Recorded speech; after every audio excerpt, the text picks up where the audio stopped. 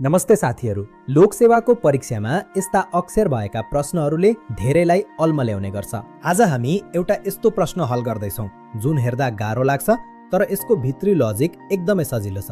आउनुस् बोर्डमा ध्यान दिएर हेरौँ। यहाँ हामीलाई एउटा श्रेणी अर्थात् सिरिज दिइएको छ। जीपीडब्ल्यू, त्यसपछि जीपीयूडब्ल्यू, जीआईपीयूडब्ल्यू, जीआईपीएसयूडब्ल्यू र अन्तिममा प्रश्न चिन्ह छ। अनि हामीसँग 4 वटा विकल्पहरू छन्। अब धेरै साथीहरूले यसमा अक्षर कति स्टेप अगाडि बढ्यो वा घट्यो भनेर हिसाब गर्न थाल्नुहुन्छ, तर यो प्रश्नमा त्यो नियम नै छैन। यो प्रश्न हल गर्ने सबैभन्दा सजिलो र अचूक तरिका हो अंग्रेजी वर्णमालाको सुल्टो क्रम। यसको नियम के हो भने प्रश्नमा दिइएका हरेक शब्दभित्रका अक्षरहरू वर्णमालामा ए देखि जेड तिर जाँदा जुन लाइनमा आउँछन् त्यही सुल्टो क्रममा मिलेर बसेका छन्। कतै पनि अक्षरहरू उल्टो फर्किएका छैनन्। आउनुस् एउटा एउटा गरेर चेक गरौँ। पहिलो शब्द हेरौँ, जीपीडब्ल्यू। वर्णमालामा पहिले जी आउँछ, त्यसपछि पी आउँछ अनि मात्र डब्ल्यू आउँछ। यो एकदम सुल्टो लाइनमा छ। दोस्रो शब्द हेरौँ, जीपीयूडब्ल्यू। वर्णमालामा जी पछि पी, पी पछि यू र यू पछि डब्ल्यू आउँछ।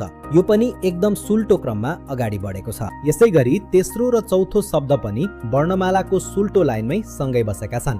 अब यही सुल्टो क्रमको नियम लगाएर विकल्पहरू चेक गरौँ। विकल्प ए, GIHOSUW। यहाँ आएको पछाडि एच आयो, तर वर्णमालामा त पहिले एच अनि मात्र आई आउँछ नि। यहाँ अक्षर उल्टो फर्कियो, त्यसैले यो गलत भयो।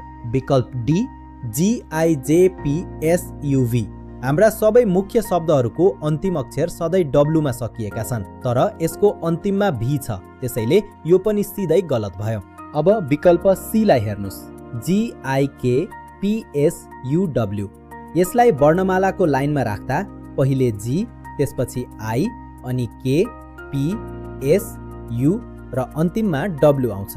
यसका सबै अक्षरहरू कतै पनि उल्टो नफर्किकन एकदम सुल्टो र सही क्रममा बगेका छन्। त्यसैले हाम्रो 100% सही उत्तर विकल्प सी नै हो। देख्नुभयो त, वर्णमालाको लाइन मात्र दिमागमा राख्दा यो प्रश्न कति सजिलै हल भयो। यस्तै लोकसेवाका उपयोगी र रमाइला आइक्यू ट्रिकहरू सिक्नको लागि यो भिडियोलाई लाइक गरिदिनुहोला र च्यानललाई सब्स्क्राइब गर्न नभुल्नुहोला। अर्को भिडियोमा फेरि भेटौँला। धन्यवाद।